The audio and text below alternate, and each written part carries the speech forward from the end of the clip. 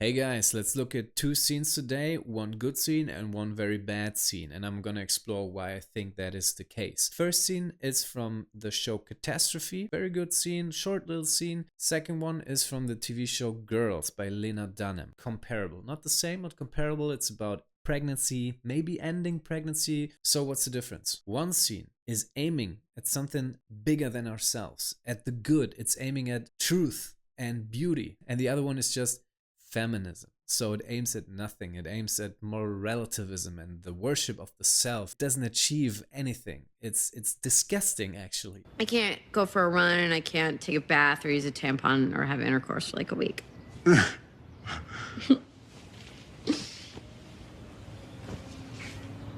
What? Yeah, just a couple of things I can't do because I had an abortion yesterday. From the get-go, you know where this is going. They want to portray the girl as very calm and collected and in the right, and the guy as emotionally immature. Basically the villain.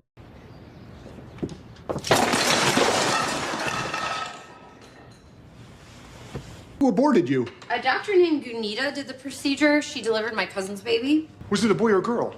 My cousin's baby's a girl. No! Ours!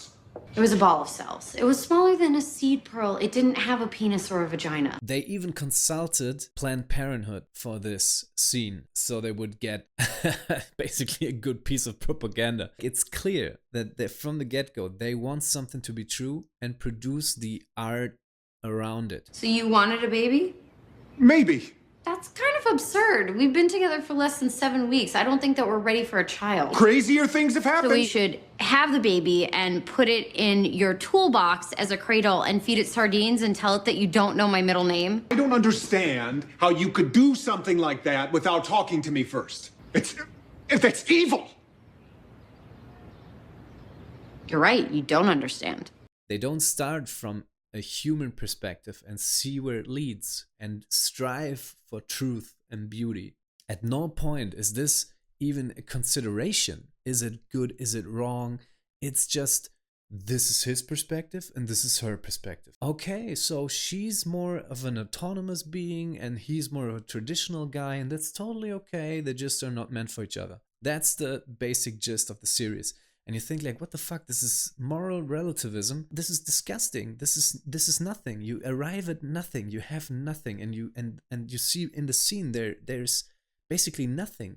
Like, he's trying to get somewhere and she's just not having it. And why? Not because she's a bad actress, but because she's instructed to be that way. Ideology is already framing the art. The art can't be free, so to speak, because you don't even have to make the whole argument about abortion being bad. That's not the thing here. There's not even the consideration of putting oneself aside for a greater good, for something else. Now look at the other scene, how Catastrophe is doing it. Catastrophe is a series about two people meeting and having a one-night stand. She finds out she's pregnant. They say, okay, let's have this baby, let's try to make it work, even though they don't know each other, and he has to figure out some way to get to Britain and work there. Total life-changing events. That's why it's called Catastrophe. Now it's like this. They do scans at a doctor's place. So she finds out the kid has a disposition for Down syndrome. It's more likely the kid will have a disability. And now she's thinking like, what do I do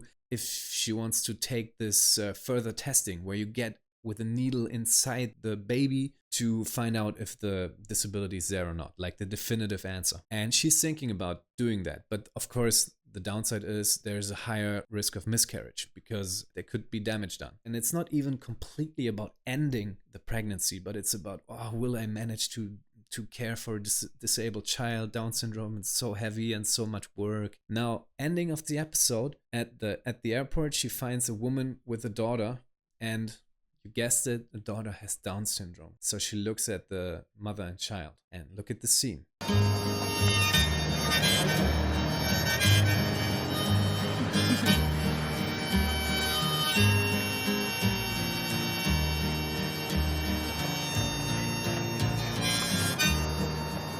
Entschuldigung.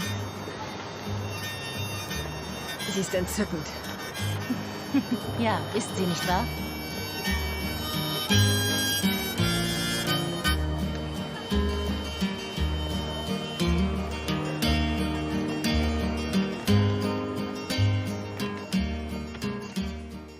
It's so simple, short and sweet. You don't even need to say anything. Do I need to say anything?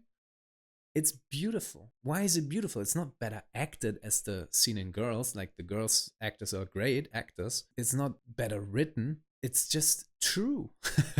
It appeals to something in us that seeks to be greater than we could be. And that's the difference. You know that you think like, yes, of course, I'm thinking about my life and my difficulties and my inconveniences. And I see like this girl, she's beautiful. Of course she is.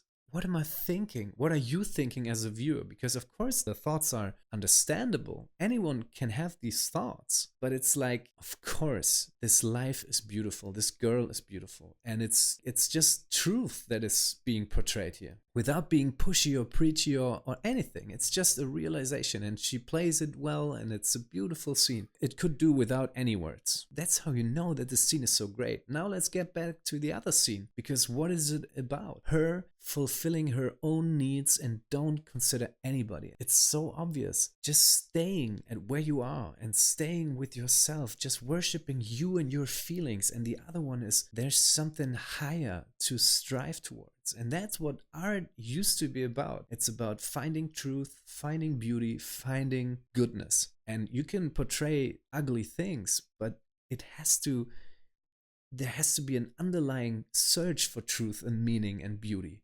You don't always have to have beautiful art, quote unquote, but you have to have a striving for beauty. And in Girls completely fails because it's just yourself that you think about over and over. And that's the feminist doctrine. It's moral relativism and it's hedonism. But the thing is, feminists and like postmodernists, whatever, Marxists, all this bullshit, they think that truth is just an invention. It's a social construct. There's no such thing as truth. There's no such thing as the moral good, and beauty is subjective and stuff. But you have a measuring stick. When you compare beauty, you're measuring it against something. The same thing with there is no objective truth.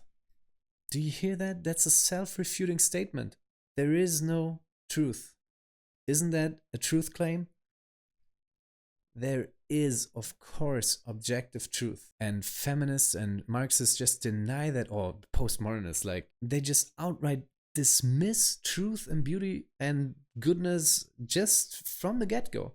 That's why you get, I'm going to close with this, that's why you're going to get sentences like this. Perhaps, for our most tricky disagreements, seeking the truth and seeking to convince others of the truth might not be the right place to start. In fact, our reverence for the truth might be a distraction that's getting in the way of finding common ground and getting things done. Yeah, truth is in the way. That, my friends, is what we've gotten ourselves into. Guys, that's it from me. I hope I see you in the next one.